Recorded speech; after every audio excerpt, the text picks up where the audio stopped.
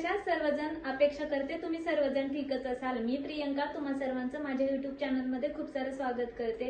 आजचा दिवस तुम्हा सर्वांना शुभ जावो, तुमच्या मनातील सर्व इच्छा अपेक्षा पूर्ण होत हीच भगवंताचरणी प्रार्थना।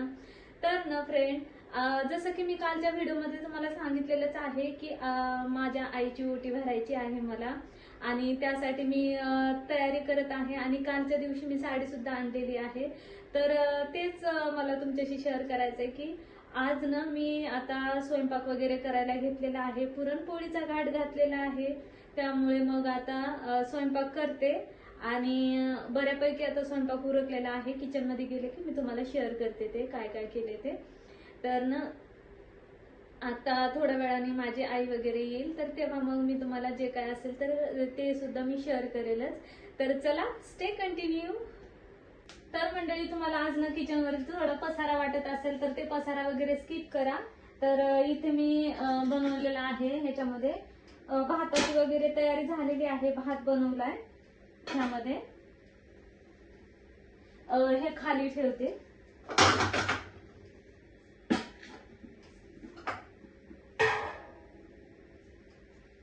आणि ना ही पुरणाची डाळ आहे, तर ह्यातलं थोडंसं ते पाणी कटाच्या आमटीसाठी काढून घेतलेलं आहे। आणि ही डाळ आहे, तर ह्याचं सुद्धा आता पुरण बनवायचंय।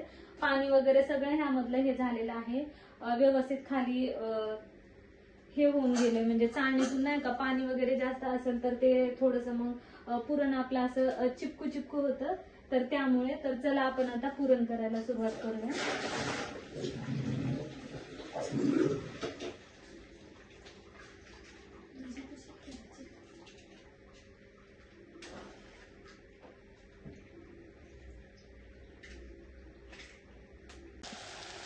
तर ना मंडळी, तुम्ही बघतच आहात की मी हे डाळ वगैरे टाकलेली आहे आणि डाळीमध्ये साखर टाकलेली आहे। हो, तुम्ही सगळे मला असं वाटतं की बऱ्यापैकी लोक आता गुळाचंच पुरण वगैरे खात आहेत, पण आमच्याकडे कसं आहे माहिती आहे का, मराठवाड्या भागामध्ये की गुळापेक्षा ना साखरेचंच पुरण जास्त करतात।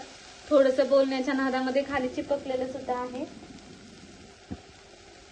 तर ना आता इथं हे व्यवस्थित स्मॅच करून घ्यायचं आणि हे साखर वगैरे हे होईपर्यंत हटून घ्यायचं, मेल्ट होऊ द्यायची पूर्णपणे साखर ही। आणि नंतर थोडस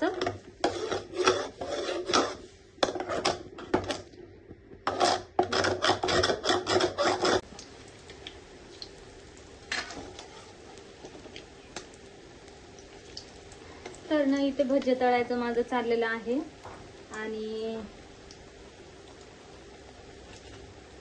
ह्या बाजूला पापड्या वगैरे अशा तळून घेतलेल्या आहेत। थोड्याशा करपले ते, छोटे छोटे तुकडे झालेत ना म्हणून करपून गेले। तर इथे भजे वगैरे चाललेत। आता भजे झाल्याच्या नंतर डायरेक्ट मी कटाची आमटी करणार आहे, तेव्हा मग मी तुमच्याशी शेअर करते।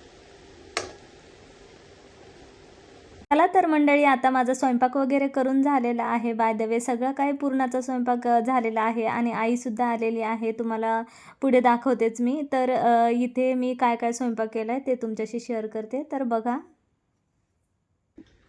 तर ना मंडळी, ही अशी काही डिश रेडी केलेली आहे। हे इथं मूग डाळीचे भजे आहेत, आणि हे इथं कांदा भजी, इथे दूध, इथे रस, आणि इथे भात, हे इथं सगळं काही कुरड्या पापडी, आणि ही इकडं कटाची आमटी, आणि इकडं पुरणपोळी आहे। तर चला आता आम्ही एन्जॉय करतो, तुम्ही सुद्धा करा। तर ना आई सुद्धा आलेली आहे, आईचं जेवायचं चाललेलं आहे, तर ते सुद्धा दाखवते तुम्हाला। ही इकडं आई बसली, ही इकडं सायलू।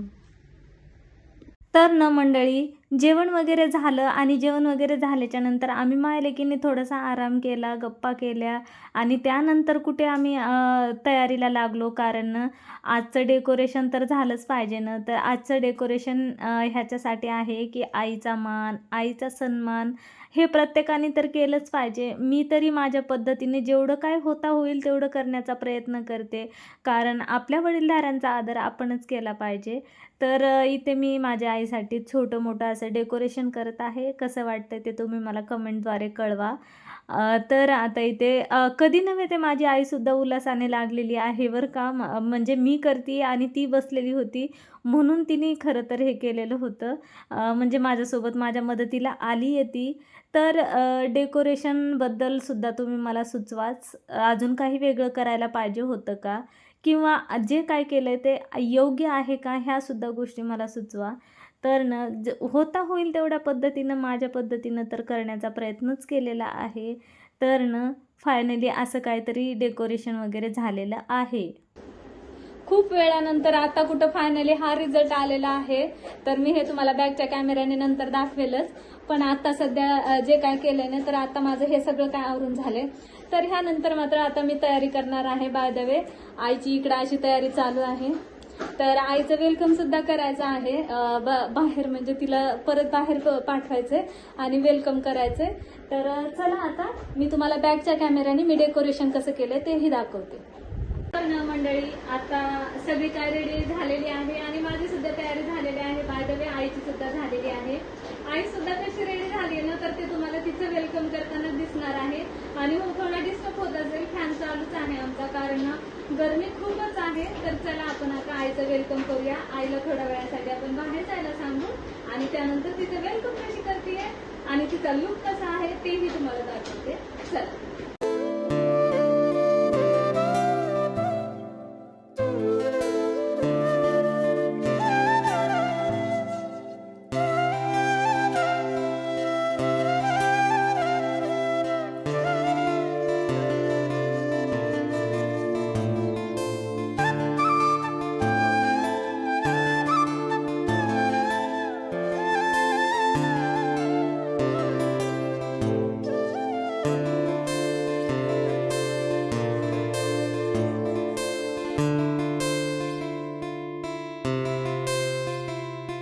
तर मंडळी तुम्ही पाहिलंच असेल आईचं मी कसं वेलकम केलेलं आहे. फायनली आई पाटावर बसलेली आहे आणि मी तिचे पाय वगैरे धुतलेले आहेत आणि त्यानंतर थोडेसे तिचं औक्षण केलं. तर ना आई आज खूप इमोशनल झाली होती.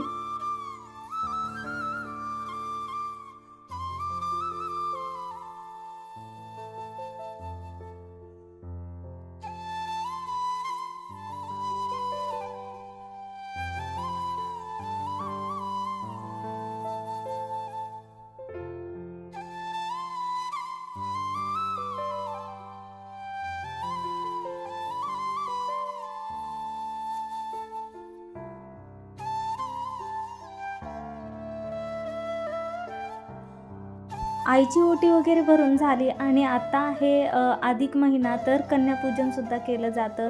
बाय द वे मी ह्याच्या आधी कधी केलं नाही, हे फर्स्ट टाईम करत आहे. काही माझ्याकडून चुकत असेल ते सुद्धा कमेंटद्वारे नक्की कळवा.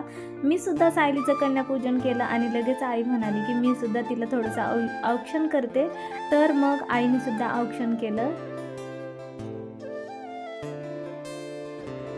तर ना मंडळी आताच ओटी भरण्याचा कार्यक्रम वगैरे उरकलेला आहे. तर आई सुद्धा इथं आईची ओटीचं सामान वगैरे सगळं भरायचं चाललेलं आहे. आणि आता तिला पण तिच्या घरी जायचंय ना, तर पप्पांना डब्बा वगैरे बांधते मी आणि आता आई जाईल मग.